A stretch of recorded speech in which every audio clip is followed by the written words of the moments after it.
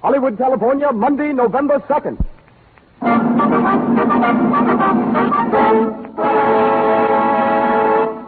The Lux Radio Theater presents Gary Cooper in The Virginian with Charles Bickford, Helen Mack, and John Howard.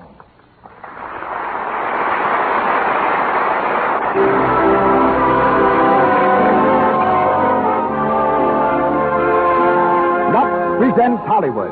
Our stars, Gary Cooper, Charles Bickford, Helen Mack, and John Howard. Our guests, Sidney Skolsky, noted Hollywood columnist, and Richard Klein, physical trainer of picture stars. Our producer, Cecil B. DeMille. Our conductor, Louis Silvers. We wish you could all be with us tonight in our theater on Hollywood Boulevard, not only to meet our stars, but also the many other screen celebrities whom I see just beyond the footlights, awaiting the curtain of another great show. But wherever this hour finds you, a hearty welcome from Lux.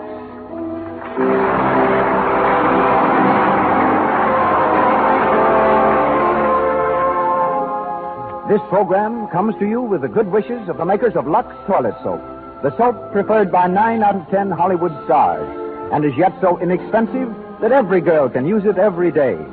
Our message is to use all the cosmetics you wish, but remove them thoroughly, the Hollywood way, with Lux Toilet Soap, whose active lather cleanses the pores and keeps your skin soft, smooth, always lovely.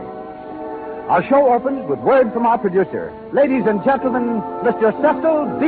DeMille.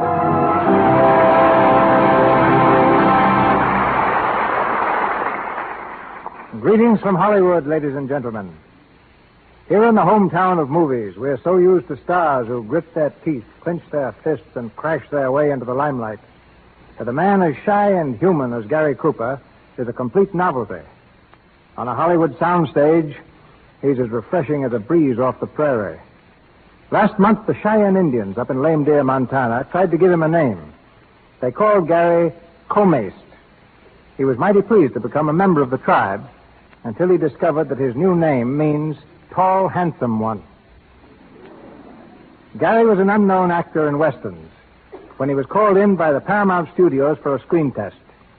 Entering the room, he faced an office filled with producers and executives. The long young man from Montana looked at the expressionless faces, swallowed hard, smiled feebly, and bolted for the door. But his personality clicked. They gave him an important role in Wings, and Gary's been soaring steadily upward ever since. I welcome him tonight as a fine actor, a sincere co-worker, a fearless man, and a close friend. Charles Bickford is also a most welcome addition to our cast. Charlie left the stage to work for me in Dynamite, my first talking film, and has appeared in 4 of my pictures since, including The Plainsman. Charlie's no mean antagonist as a villain. In fact, it took an African lion to put him in the hospital. He will be heard tonight in the role of Krampus. Our leading lady is Helen Mack, who has been on stage and screen since childhood, and is one of the most unspoiled young actresses in Hollywood. She is heard as Molly Wood.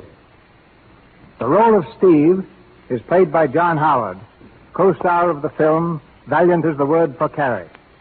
And now, up with the curtain, as the Lux Radio Theater presents The Virginian, written by Owen Wister, starring Gary Cooper with Charles Bickford, Helen Mack, and John Howard.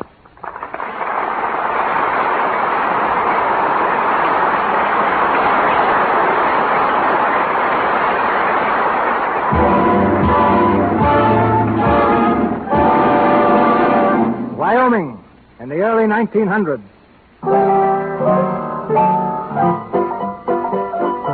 The dusty little town of Medicine Bow is humming with activity. And though it's only 10 o'clock in the morning, the Maverick Cafe is filled with a noisy, rowdy gang of cowhands, whooping it up on their one day off. From the street comes a tall, quiet-spoken young cowboy, known to his friends as the Virginian. As he steps up to the bar, he gets a loud welcome from an old pal, Steve. Hey, you gall-dang mangy soup-fed buzzard, who are you passing by? Steve. Nobody else but. Well, Steve, you ornery low-down cousin to a bald beaver. What in blazes are you doing here? Oh, nothing special. Blew into town about a week ago. Well, I'm sure glad to see you, Steve. Say, it must have been 4 years since we was riding together. 4 years or more. Yes, sir. Say, I heard about you being made foreman over at the Box X Ranch. It kept me laughing for a week. Yeah? Well, what have you been doing? All the same as usual. Working some and playing some. Mostly playing. Sure. You no good, Weasel. You're just the same as always. Ain't no accounts for nobody nowhere. Ain't you ever going to settle down? Oh, me? Say, what for? Buenos dias, senor. Oh, hello, Nina. How are you? Muy bien. Hey, let me introduce you to an old pal of mine. Oh, hello. Morning, ma'am. He's very handsome, no? Yeah, just a minute. Sure, he's a real lady killer, Nina. Gee. You better watch out for this hombre, ma'am. He's a low-down, double-barreled liar. Don't you believe a word he says? Oh, yeah? Hello. What's the argument, boys? Oh, hello, Trampas. Step right up and join in. I don't know what it's all about, Nina, but whatever it is, I can settle it fair and square. No. It's my favor. When'd you get in, Trampas? Just blow it in to beat your time with this lady. Come on, Nina, I'll buy you a drink. But, senor, I am with these gentlemen. You mean you were with them? Come on. No, stop. I want to stay here. Hey, I ain't arguing with you, sweetheart. I'm telling you. No, let me go. Wait. There ain't no argument, Trampas. We're getting along just fine. Not that it's any of your business. Who's talking to you? I'm just telling you. Yeah? Well, when I want to know anything from you, I'll let you know, you long-legged son of a... Wait a minute. If you want to call me that, smile. You're getting mighty touchy, ain't you? About some things. You better be leaving, Trampas. Sure. Come on, boys. I'll trim the hide off you in a game of studs. Say, I wouldn't mix a gun with Trampas if I was you. Trampas and me just don't mix at all. Hey, where's the Virginian? Somebody want me? Hey, Nebraska. Yeah. Oh, hello, boss. Say, the Wyoming special can't get through to the station on account of them cattle blocking the right of way. All right, I'll send to him. Come along, Steve. Sure. I'll help you clean them up.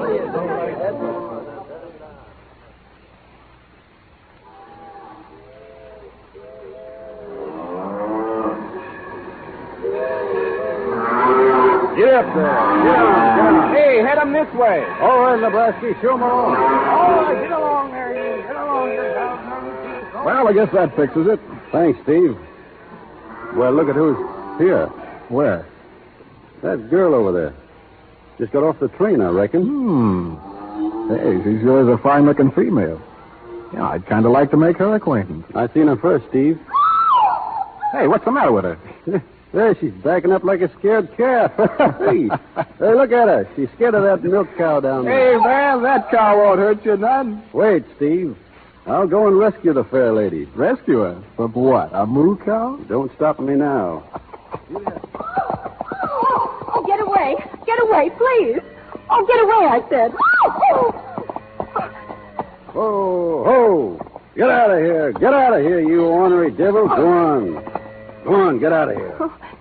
Well, the critter's gone, ma'am. I reckon you're safe now. Oh, thank you so much. It's a mighty lucky thing I happened along. A wild steer is an awful ornery critter. Oh, it did frighten me, just for a moment. If that steer had seen you face to face just like I'm doing now, ma'am, he couldn't have been so mean. Oh, thank you. I reckon you're the new waitress at the Lone Star Hotel. Oh, no, I'm a teacher. Oh, the new school, ma'am? That's right. I've come all the way from Vermont. Well, that sure is fine. Well, thank you again for rescuing me. Oh, that's all right. Any time at all. Mister, What's the matter, little girl? did you see my bossy? Bossy, what? Why, no. She's my milking cow. I was leading her home and she ran away. And I can't find... Oh, there she is. Bossy, here, girl, here, bossy. Oh, so that's your wild steer, a milking cow. Well, you see, ma'am... Thank you so much, Mr. Cowboy. It was so brave of you to rescue me from Bossy.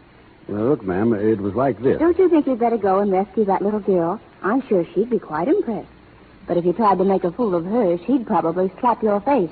Good morning. Good morning, ma'am. I'm sure sorry it wasn't a real steer.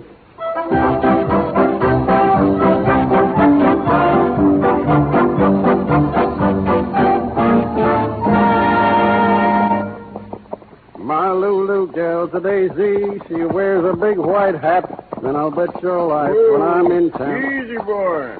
Who's that, the Virginian? That's right, Judge. I thought I recognized you. The dark, I wasn't sure.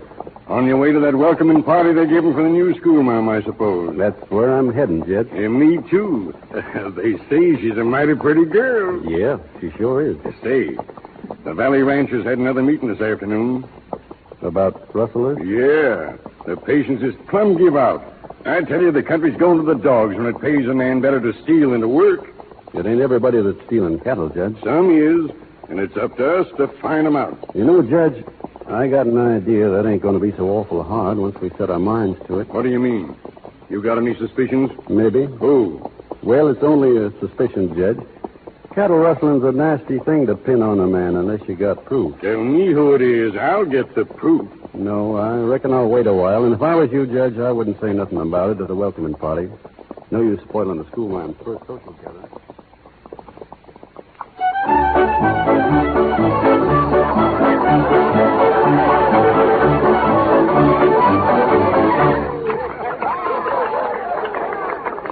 Well, I guess this is where we wash up, Tramper. Yeah, Sure sounds like a good time in there. sure does. Say, Steve, Yeah? about what I was saying before. You ought to get smart. Cow punching ain't no way for a fellow like you to make a living. I know it, Tramper. A cowhand's dumb on a locoed steer. Freeze all winter and bake all summer. And for what? $30 a month in keep. Sure. But making money's easy if you know how. And if you're smart. Well, what's on your mind, Tramper? Nothing I want to talk about now. Well, that's when. See me tomorrow. I think you'll be interested. Hello, Steve. Oh, hello. Why, I thought you was going to wait for me tonight. Oh, you was late and Tramper dangled by, so I sort of come along with him. Well, you ain't very choosy about your company. Maybe you'll explain what you mean by that. Nothing, Trampus, nothing. But maybe I ought to compliment you, Trampus. You got so many calves this year. I reckon it keeps you all wore out branding them. You're liable to talk yourself into a heap of trouble, my friend. Since when was I your friend, Trampus? All right. That suits me. See you later, Steve. Yeah. Well, Steve, how about I take you later around to the dance? Sure. Come on, let's go in.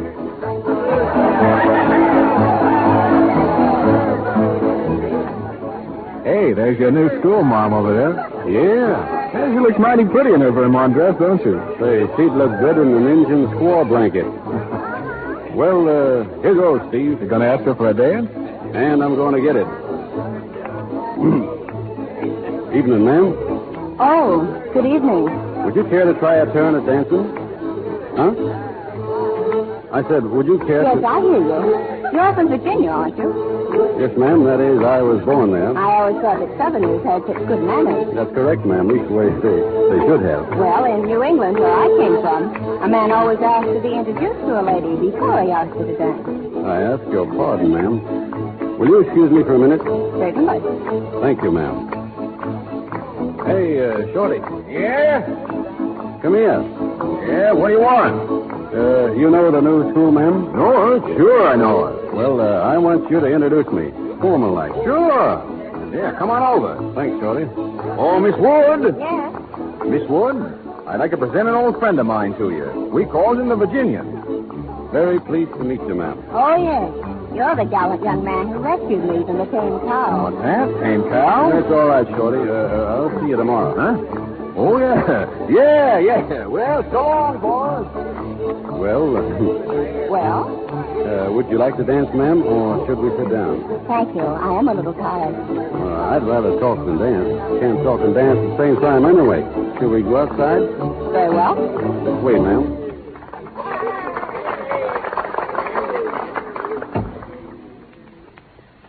Nice and quiet out here.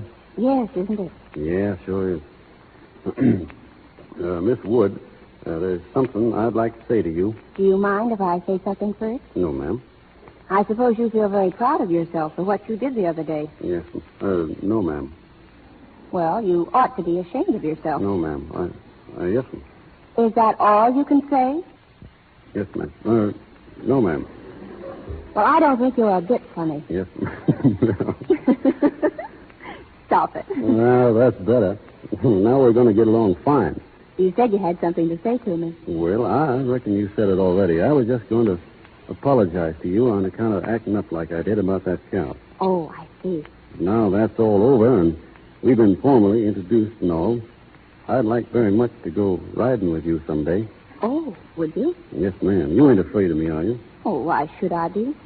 No reason at all. I'm as gentle as a plow horse. And I'm powerful interested in education. Oh, then I do hope you come to some of my classes. I have several little boys just your age. I'd sure be proud. Yes. Only I don't reckon I could get away from work to go to school right now. Oh, but you could get off to go riding. Yes, ma'am. All right. Thank you, ma'am. I'll be calling for you up at the schoolhouse.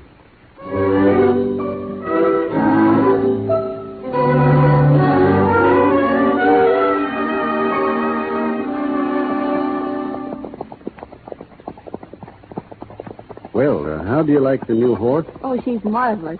What's her name? Oh, what are you laughing at? Well, her name is Sir Henry, but I call him Hank for short.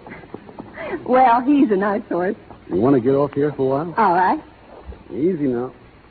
There you are. Oh, thanks. Oh, it was wonderful to ride out here. I love it more every day we come. I reckon I do, too. Never noticed the country much before, but coming out this way with you all the time, I like it fine. You haven't told me about that book I lent you last week. Did you finish it? That Romeo and Juliet? Yes, ma'am, I finished it. Don't tell me you didn't like it. Well, I ain't read any poetry before, but as soon as I get the hang of it, it'll be as easy as reading the patent medicine catalog. Didn't you like the story? Well, they raised a mighty strange breed of men in them days, but in some respects, this Romeo was a pretty good hombre. Oh, indeed. Just a pretty good hombre. Yes, he had his enemies and killed them. Shows he wasn't no coward and proves he was quick on the draw. Why, you approve of killing your enemies? No. An eye for an eye? No. Not if there's an honorable way out, no man. But them enemies was particular ornery. They had it coming to them. Well, what else? What didn't you like about Romeo?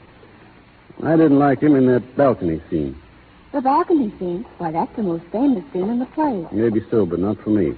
What's his idea in traipsing up and down a rope ladder, anyhow? Why didn't he go in through the front door? Don't you understand? Their families were enemies. But traipsing up a ladder, that ain't my idea of a real man. Well, what would you do? Go in and kill her father? That would be nice. No, I wouldn't have killed him, but I'd have had a showdown with him man to man, and if he was too stubborn to call off that fool feud, I'd have grabbed Juliet right off that balcony and married her. That was just what he was planning to do. Yeah, I know, but he couldn't stop playing actor on that balcony. Wasted so much valuable time, he got them both killed. What would you have done? Well, I ain't no Romeo, but if I loved a gal and wanted her, I wouldn't fritter away the time on no rope ladder making up poetry. Well, what would you do? I'll show you. I'll just take her like this. Let me go. Stop it. Stop. Oh. There, that's what I'd do. You're just as sure of yourself as ever, aren't you? Molly, don't play act with me. We don't fool each other. We ain't on no balcony. Molly, don't you think the spring is the prettiest time of the year to be married? I don't want to be married. Oh, Molly. Well, not yet, anyhow. I've got my school, and I'm just getting started, and... Teaching school. That ain't no woman's job in life. It's mine. Oh, I like you, and I admire you, but I'm not sure of myself yet. This country's so new and strange. I feel like an alien, an outsider. Oh, I don't know how to explain it, but I just feel that I'm, well, different. Women are funny, Molly. I don't understand them. Well, I'm glad you think you don't. What was that? Sounds like a calf bawling. I better find out what the trouble is. I'll go with you. No, you better stay here. I'll be right back. Come on, boy.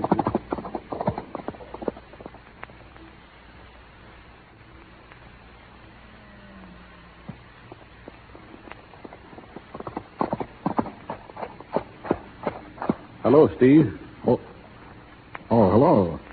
I didn't know you was coming up this end of the range. Oh, I'm just kind of drifting around. I just been putting a monogram in a couple of strays. Yes, so I noticed. Steve, There's no use talking around things. You've been putting Trampus's brand on somebody else's calf. Well, what about it? That's rustling, Steve. Oh, what's a few calves more or less for a man that's got thousands? I'm sick of nursemaiding somebody else's cows around for no more than enough to keep you in smoking tobacco. Don't talk that away, Steve. You and I have done a lot of loco things together. But there's some things that ain't only loco, they're plumb wrong. Now you take life too seriously. This whole country's taking things more seriously. I ain't trying to lecture you or play Sunday school on what's right or wrong, but the ranchers around here are plumb sick of having their herds trimmed out, and there'll soon be posses out with ropes on their saddles. Well, I'm carrying a nice limber one to make it easy for them, if they catch me. You blamed hard-headed fool. What are you going to do? Turn me in? Nobody's talking about that. I reckon I couldn't be sore at you no matter what you did. But listen, Steve. You and I have been friends too long to find ourselves lined up on opposite sides in anything like this. Oh, shucks. How do I know what I'm going to do? This country's getting too civilized, too solemn. Yeah, I got a notion I'll be moseying out to the gold fields or someplace. No need you leaving, Steve. You know, you can stay on here as long as you want. Just so you don't do nothing crazy. And if I do? We ain't going to talk about that. Not till the time comes. Only I'm just hoping the time never does come.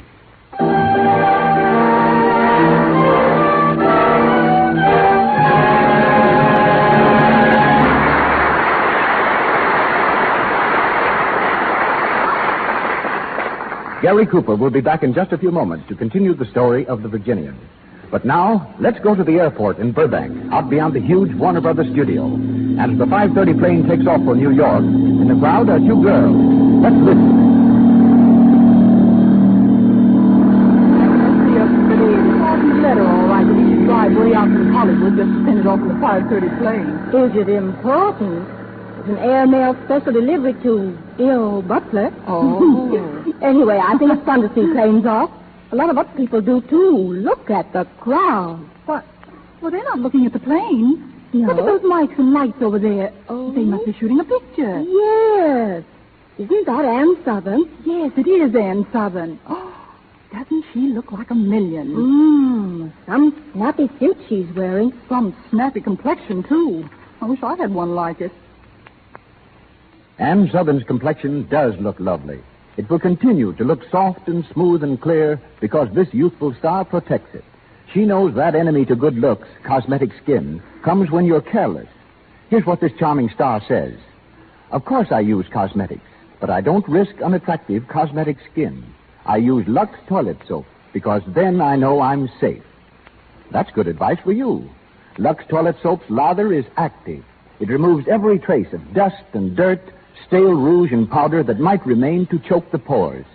It's when the pores are choked that tiny blemishes, a dull, lifeless look, enlarged pores tell you you're getting cosmetic skin. Remember, put Lux toilet soap on your shopping list. Buy for your complexion the same care 9 out of 10 screen stars use. Once again, Mr. DeMille.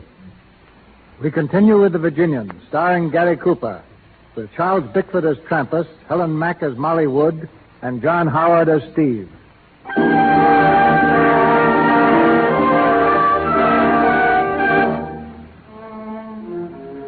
Several weeks have passed since the Virginian warned Steve against rustling cattle, but the warning went unheeded.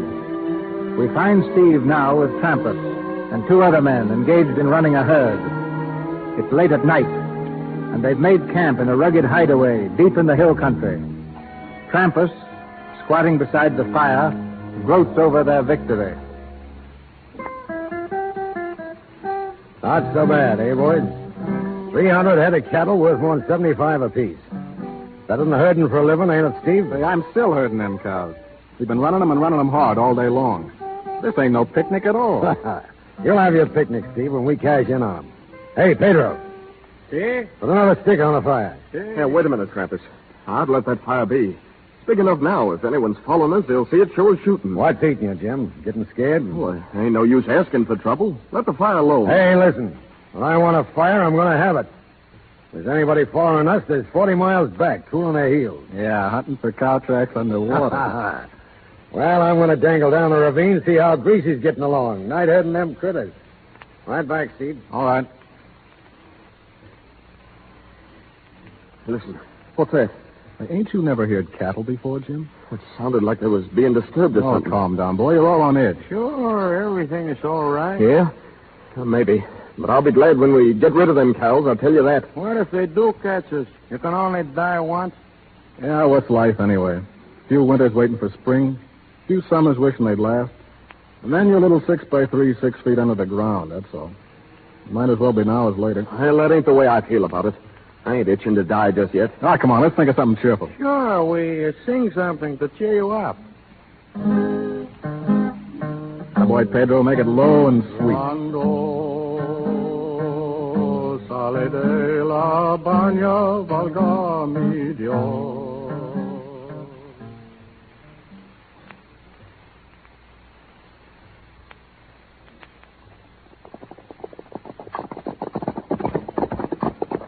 Whoa, boy, whoa. What's up, boss? Look down there. That fire. It's them. It's the rustlers. Easy now. The cattle must be down in that ravine. Nebraska, take 3 men and round them up. Sure. Shorty, you skid around to the north and come up on the campfire from there. Take Honey and Baldy with you, but leave your horses here. Oh, set, boss. Judge, you stick with me. Okay. When I whistle, Shorty, you and your men close in. Yeah. Won't they be surprised down there? All right now? Spread out, everybody. And come in easy. You want to make sure we get them all on the first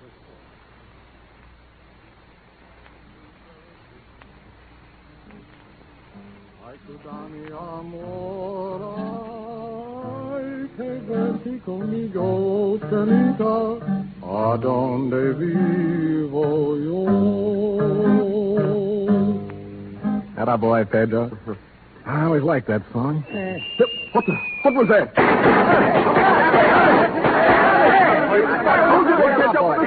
I told you they would. Get their guns, boys. Yeah, we got him, boss. All right, now stay right where you are. ¿Cómo estamos?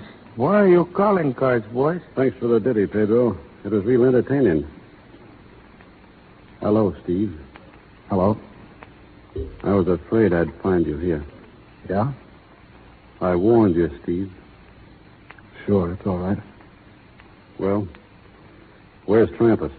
Trampus?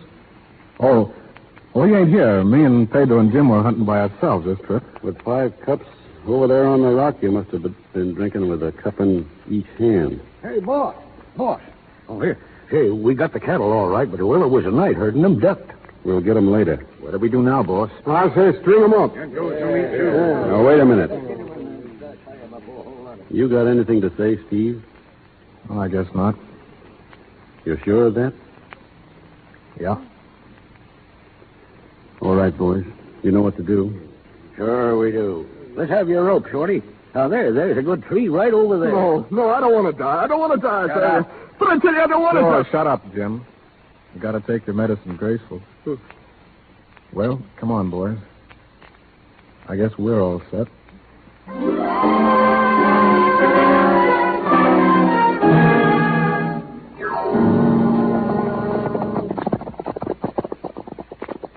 Ain't you riding in with us, boss?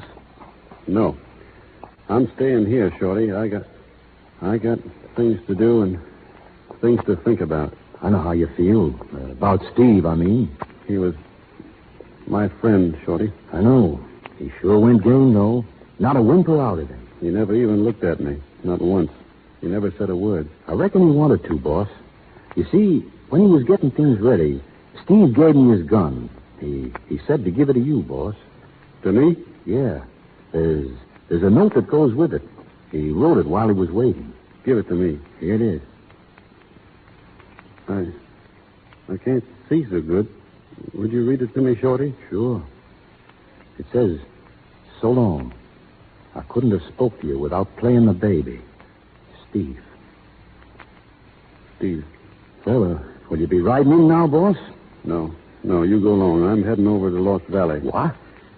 I got things to do. I got a hunch that Trampus went that way. I'm going after him.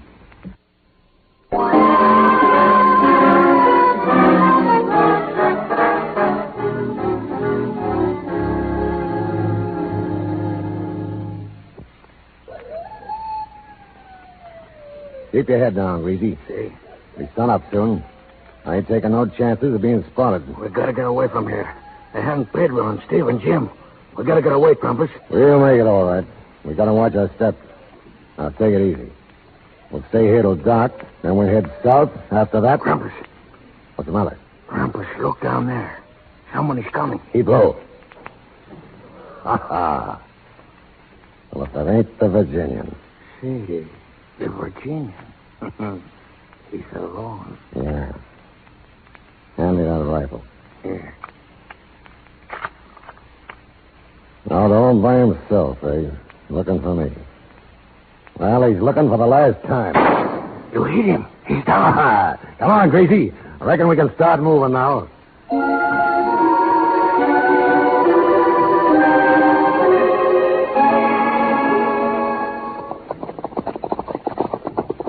Whoa! Hello, Nebraska. How's the Virginian? Well, he's still unconscious, but the doc says he's out of danger.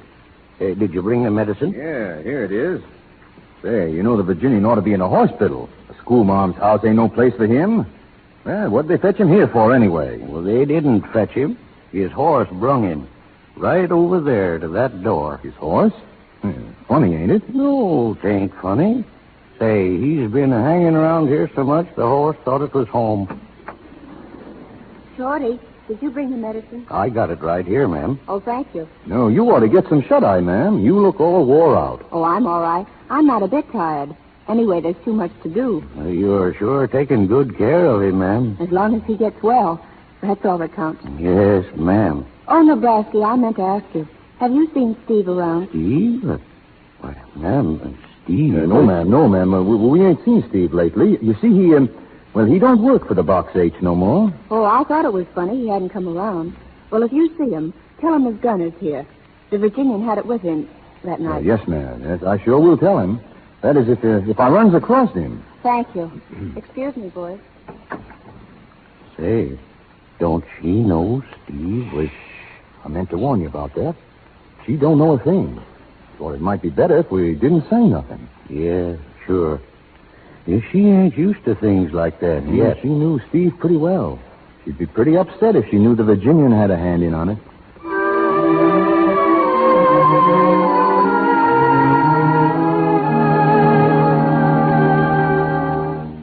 Well, how's the patient today? Oh, I've been up and around, Judge, feeling fine. Good boy. What's the doc say about you? All fixed. He says I can get out now any time. Only, Miss Molly, she's been taking such good care of me, I kind of hate to leave. I can't say I blame you none. You know, there's been some talk lately down around the town as to how we all might be doing a little celebrating sometime this spring. Celebrating what? Oh, a wedding. You mean me and Miss Molly? How about it? Well, I wouldn't go putting no bets up if I were you, Judge. What's that? Not if I was you. You ain't getting married? Oh, I didn't say that. You said don't put up no bets. Sure. You know, it don't look so good for a judge to go around gambling on a pretty sure thing. I reckon it don't, son. Oh, morning, Miss Wood. Good morning. Just talking about you. Will you? Yeah, just this minute. Judge Henry, I wonder if you'd mind leaving us for a while. Why, no, ma'am. Certainly not. Just getting ready to leave anyhow. Thank you. Well, so long. So long, Judge. See you soon. Sure hope so. Morning, Miss Wood. Well, Molly. Why didn't you tell me? What's that? Why didn't you tell me? You knew I'd find out sooner or later. I reckon you're talking about Steve. I am. Well, I thought you knew, Molly. I didn't know. Not until this morning. Oh, it's horrible. Horrible. It had to be, Molly. You were there. Why didn't you stop it? You could have stopped it. No, you see, I was leading the posse. You? Yes. But Steve was your friend. It didn't make much difference then. Your friend. And you murdered him. Murder? What else can you call it? Molly, don't talk like that. It was hard enough. Don't make it any worse. Somebody had to do it, and I was in charge. That's our kind of law. Does your kind of law tell you to kill your friends? It ain't a question of friends or enemies. It's a question of right or wrong. I did what I thought was right, Molly. It was right. Do you think I'll teach my children to believe that? Do you think I'll help raise a new generation to approve of murder? Where you come from, they have policemen and courts and jails. We ain't got that. So when we have to, we do things our own way. I see it now. It's this life. It destroys every human feeling a person's got. It's destroyed you. It's made you cruel and ruthless and cold-blooded. Well, it won't destroy me. I won't let it. I'm leaving here just as soon as I can. Leaving, Molly? You don't mean that. I do mean it. Then you're leaving me, too. Yes, I'm leaving you, too. I'm leaving everything that's base and mean and ugly. Now, please get out and let me alone. Let me alone.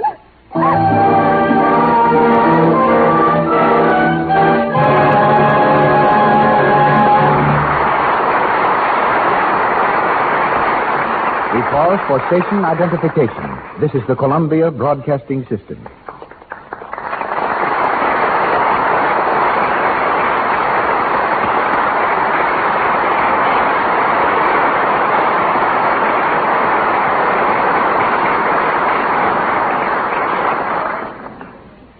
It's the pride of California that it produces bigger things than any state in the Union.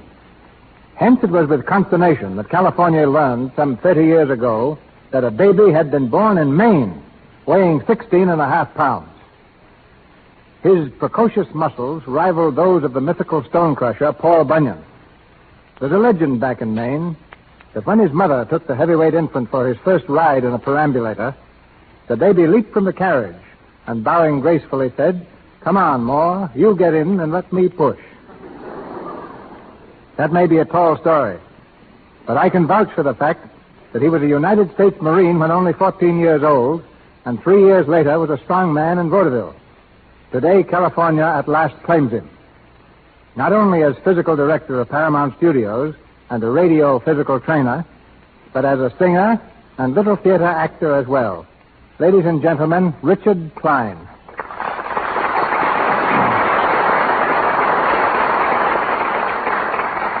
Well, thank you, Mr. DeMille. What would you like me to do? Sing, act, or give you a workout? I've heard you sing, I've seen you act, and I've thrown myself on your mercies in the gymnasium. Tonight is my turn. All right. I hope I can take it as well as you. Dick, Gary Cooper tells me that you're responsible for that educated fist he swings in The Plainsman. Gary's really one of the best boxers in Hollywood, along with George Raft, Sir Guy Standing, Jack Oakey, and, strangely enough, Ida Lupino. But I'm proudest of Gary. He's a real example of what regular exercise can do. Well, many people still believe that the life of a picture star is a round of parties, anything but a round of boxing. One of the reasons I asked you here is to correct that impression. Well, outside of farmers, none live a more regular, healthy life than film stars. It's a matter of necessity. If they didn't, they'd never be able to stand the strain. A well-balanced diet, plenty of sleep, and the proper exercises are absolutely necessary so they may give their best. You might be a little more explicit. Well, their taste in exercise varies. Carole Lombard and Claudette Colbert prefer tennis. Cary Grant and Randolph Scott go in for punching the bag. Bing Crosby and, incidentally, Mr. DeMille like the rowing machine. Gladys Swarthout and Adolphe Monjou do lots of riding. And Marlene Dietrich and Mae West keep their famous figures by pedaling a stationary bicycle. I've been doing my darndest to get W.C. Fields inside of the gym, but he insists he gets all the exercise he needs juggling a half-dozen grapefruit every morning. My gymnasium, by the way, is one of the most historic buildings in Hollywood. It started out as a barn. Then in 1914, Mr. DeMille turned it into a studio. It was there that he made the first feature-length picture, The Squaw Man. Keeping fit has become so important in Hollywood that in the near future, every new player at Paramount will undergo a complete physical examination when signed. All of our executives will also be expected to report regularly. Take a tip from these famous people, ladies and gentlemen, and find time to exercise.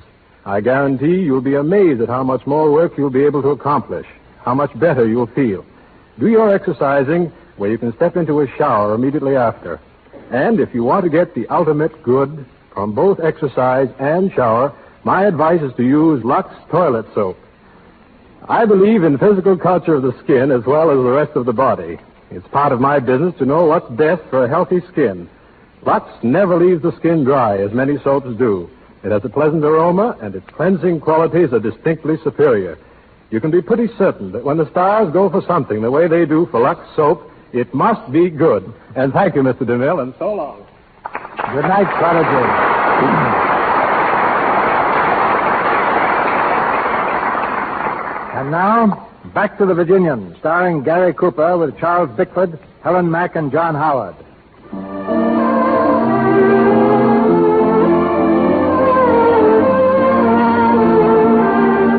Several days later, in the corral at the Box H Ranch, we find the Virginian saddling his horse. Strolling up to the gate comes Molly Wood. She stands for a moment watching him, then speaks timidly.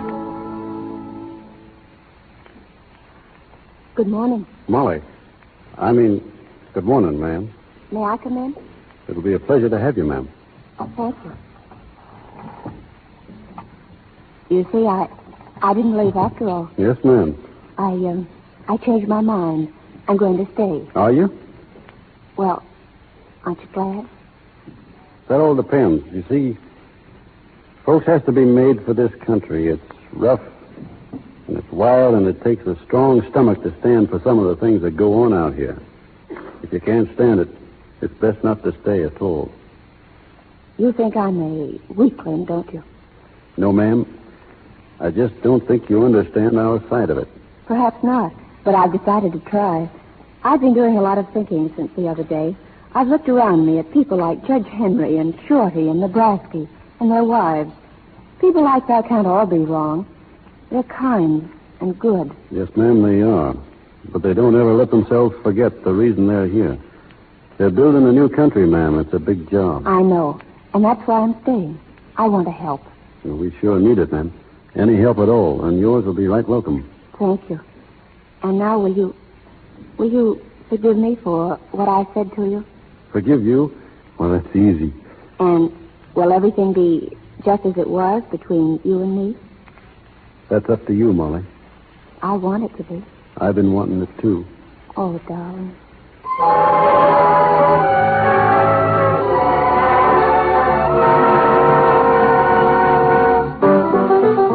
Hey, Joe.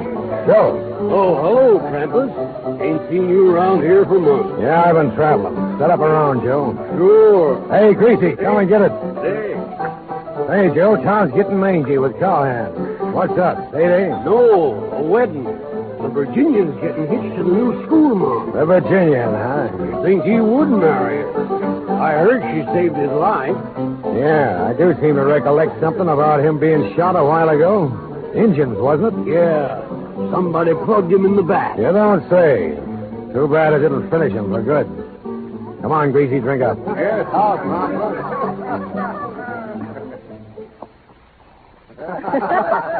Oh, boys. Hey, when's the wedding, Miss Molly? Yeah, when's the big event? Speak up, boss. It ain't going to be till tomorrow, so you can stop pestering right now, you bunch of mangy mavericks.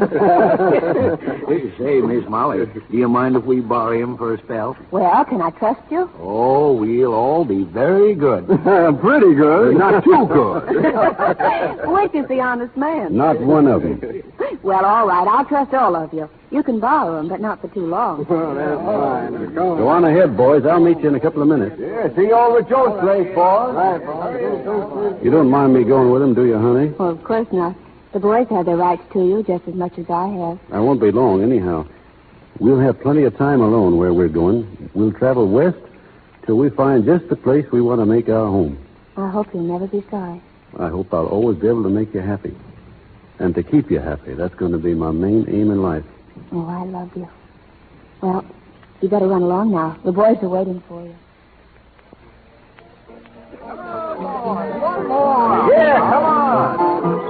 Take it easy, boys. I got to get married tomorrow. Set him up, Joe. Sure. Say, there's a friend of yours in town. Yeah? Yeah. Fellow named Krampus. Krampus? Did he mention he was a friend of mine? He said plenty about you. All lit up and talking big. Said he'd drop in again in case there's any interest to you. Well, it ain't. I think he's looking for trouble myself. Wouldn't it be just too bad if he found it? Say, boss, we'll take this thing off your hands if you want. Yes, and save you the trouble. Just say the word. Any or all of it? No, thanks, boys. This is a matter between us two. I'm only hoping he don't drift around. Yeah, but a fella don't get married every day. That's just it. You've got to think of her. Who else am I thinking of? Come on, boys. Step right up and name it. There he is, boss. Coming in the door. Well, look who's here. Go to your place, get the soda crummy, ain't it? None of use letting mangy foreman hang around. Shut up, Trampus. Easy, Shorty. It's all right. Let him up, Joe. Sure. You know, Greasy, it seems to me I heard of a fellow around here who got shot in the back. Well, so far as I know, the only way that can happen to a fellow is when he's running away. Gee, running away. Let me handle this, will you, boss? No. I don't want no trouble, Nebraska. I'm sick of this palavering around. Listen here, you. You speaking to me, Trampus? Yes, you. You've been spreading a lot of talk around about my dealing in cattle. I'm having a showdown with you here and now. Trampus, I'm trying not to have any trouble with you just now. Yeah, you've been dodging it for 5 years. You've been talking plenty trouble to keep out of my way. But I got you corralled now, and I'm calling your hand. All right, what have you got? I've got the belief you're a lying, white-livered skunk. This country ain't big enough to hold the two of us. And I'm giving you till sundown to get out of town. It's too bad you had to say that, Trampus. Get out. Get out by sundown, or I'll shoot you on sight. Come on, Greasy, let's get out of here. Boys, I'd like you to oblige me in this by not interfering. Sure, we understand. Sundown. Well, it's less than a half an hour now. You're going to tell Miss Molly? Not till it's over. She wouldn't understand about this. She's raised different. Well, we won't say nothing, boss. I got Steve's gun over at the hotel. I reckon that'd be the one to use. I'll go over now and fetch it.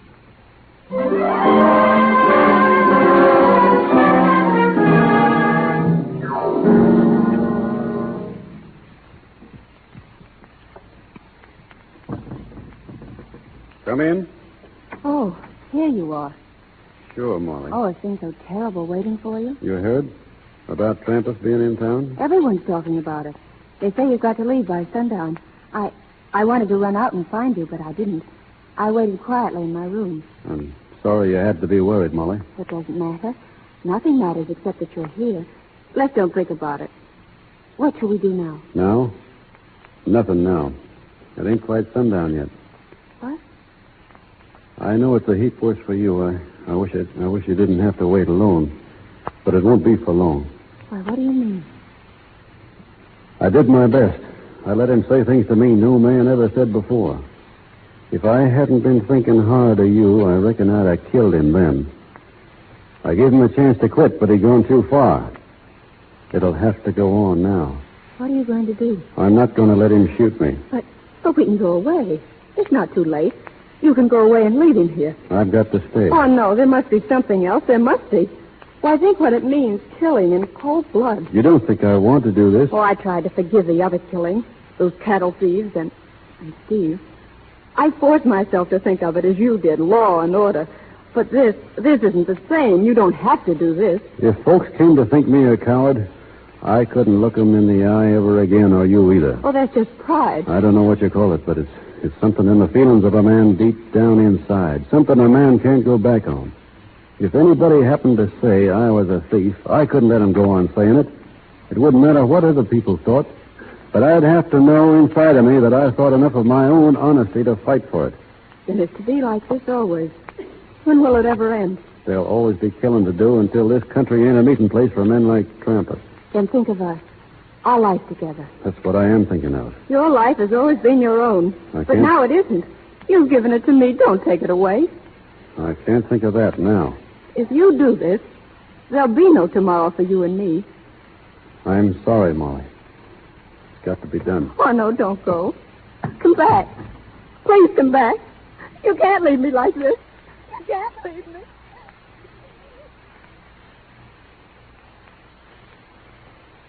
Hello, boss. Hello, Shorty. And it's sundown. Yeah? I just seen Trampus.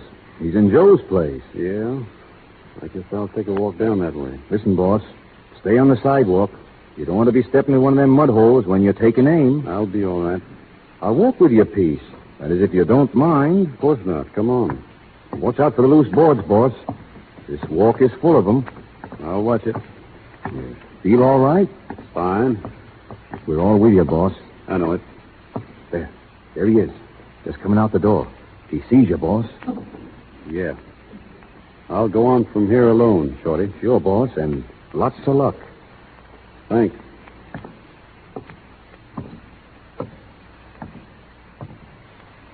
It's sundown, Virginian. I know it, Trampus. I warned you.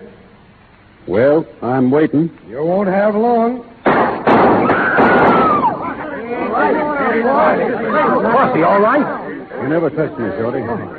Oh, you got him, boss. He's deader than a cold mackerel. Yeah, I reckon he is. Where is he? Where is he? Oh, let me through. Please let me through. Miss Molly. Molly. Oh, you're safe. Oh, thank God it wasn't you. Thank God. It's all right, Molly. No need to cry. Don't ever leave me. Ever again. But what you said before about there not being any tomorrow, don't that count? Nothing counts, except that I love you. Promise me you'll never leave me. Promise. Sure, I promise. But I still don't understand women, Molly.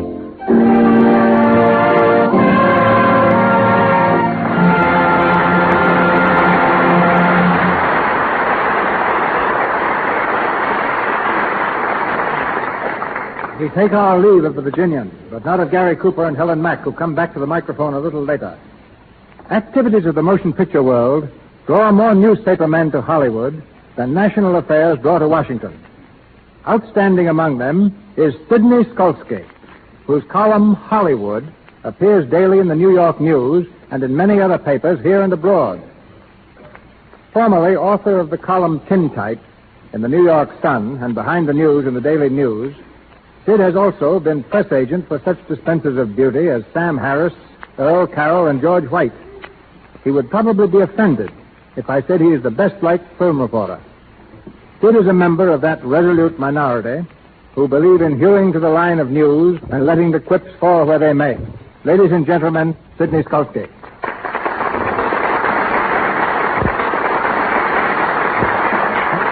When you call me that, partner, smile. Well, how are you, Skolsky? I've got myself exactly where you want me. You'll never get there, Skolsky. I mean, I'm as nervous here as I make you when I visit your movie set. Well, you look like one of my pictures. 4 frightened people. All 4 of them.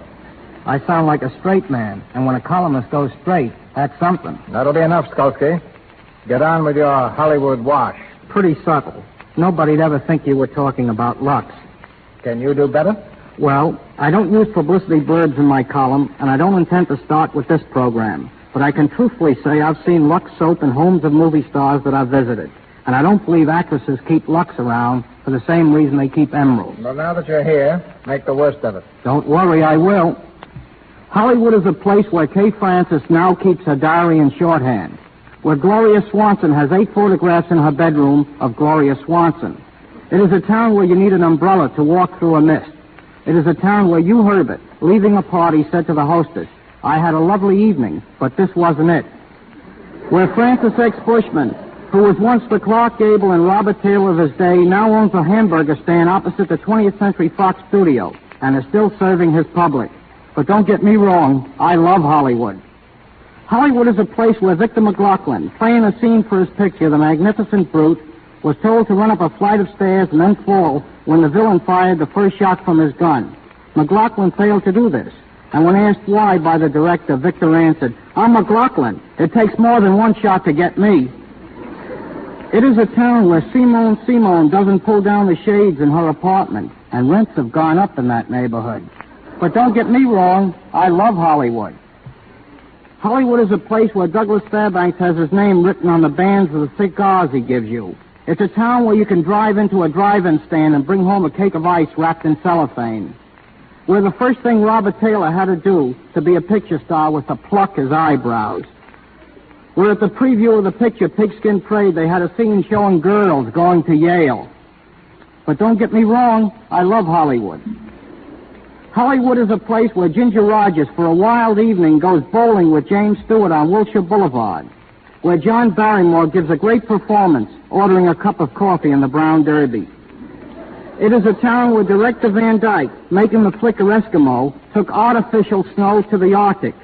Where Gene Harlow wears a mink coat and with nothing underneath it but a pair of silk pajamas. Where Gene Fowler now signs his letters. Gene Fowler, author of Jack London's White Fang. But don't get me wrong, I love Hollywood. Hollywood is a place where Charlie Chaplin keeps a huge dictionary in his bathroom. Where Garbo and Rex O'Malley, doing a dance in Camille, fell to the floor. O'Malley helped Garbo up and, rather embarrassed, said to Greta, "Oh, dear, how could I have tripped over your tiny little feet?" It is a town where Joseph von Sternberg raised a beard, and when asked why, answered, "I'm tired of looking at my face, and I'm not the only one." But don't get me wrong, I love Hollywood. Hollywood is a place where Carol Lombard can be seen reading a story in a fan magazine titled Clark Gable's Romantic Flight. It is a town where Irving Berlin, at a party, asked what song the fellow at the piano was playing, only to be told it was Alexander's Ragtime Band. Where Ted Healy asked the stooge, Jimmy Brewster, "Who do you think will get in, Roosevelt or Landon?" And Brewster answered, "What's the matter with the guy we got in there now?" But don't get me wrong, I love Hollywood, and always will as long as the supply such good copy. Good night, thank you. Good night, Sid. We bring back the Virginian, Gary Cooper, and the schoolma'am, Helen Mack. Thank you, Mr. DeMille. The only thing I missed tonight was seeing Gary ride a horse as he does when he really gets out in the open. Well, riding's something extra special, Helen. Back home in Montana, we learned to ride 'em most when we're kids. When most kids, rather, are pushing the kiddie car. I guess I cut my first teeth on saddle leather. Is that why you picked Gary for the part of Wild Bill Hickok in the Plainsman, Mr. DeMille? Partly, Helen. Actually, he's a perfect portrait of Hickok in look, size, and manner. Then there's a similarity between the Virginian and Wild Bill. The Virginian is the ideal American character in romance, short on speech and long on action. And Wild Bill Hickok is the ideal American character in fact. Hickok was not a bad man. He was a patriot. Well, then how did he get such a reputation as a killer? Well, he's supposed to have killed between 60 and 100 men, not counting Indians. Well, nobody counted Indians in those days. Oh, they were just used for practice. Probably. The fact is, Hickok killed only in defense of law and order, and as he said himself back in the 1870s, there's no Sunday west of Junction City, no law west of Hayes City, and no God west of Carson City. It was to change all this, to bring respect of law to the west, that Hickok devoted his life, finally losing it when shot by Jack McCall, who killed him for the strangest reason ever heard, because he admired him so much. I guess it's because all this is true that I got such a kick out of making the picture. It was real. Including the danger. In riding between two horses to escape an Indian ambush, I think you did something many stars would have avoided. However, that was in the script. What wasn't in the script was your stopping the 6 horses that stampeded across the prairie, running away with the stagecoach. Well, after all, I had to stop them. The one they were running away with was me. Well, while you were running away with the picture, I hope we'll soon have another picture for you to steal. When Gary steals a picture or a broadcast, it's really grand larceny. Oh, Helen. As far as I'm concerned, I wish this program could go on for another 60 minutes. Anything after your performance tonight, Helen, would be an anticlimax. Then all I can add is that when it comes to radio programs and soap, give me Lux every time. They're both tops. I'll vote the same ticket and include you, Helen. Thanks, Gary. Good night, everyone. Good night. Good night, Helen. Good night, Plainsman.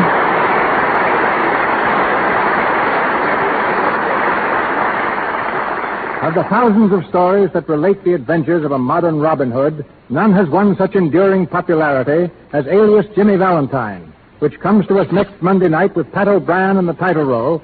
With Pat are 3 other Hollywood stars, Madge Evans, Alan Jenkins, and William Frawley.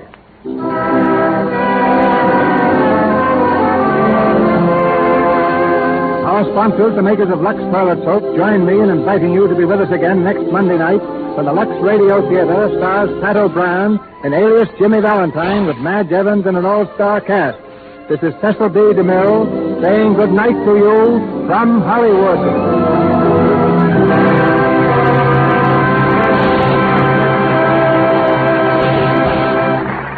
The announcing has been Melville Ruiz. This is the Columbia Broadcasting System.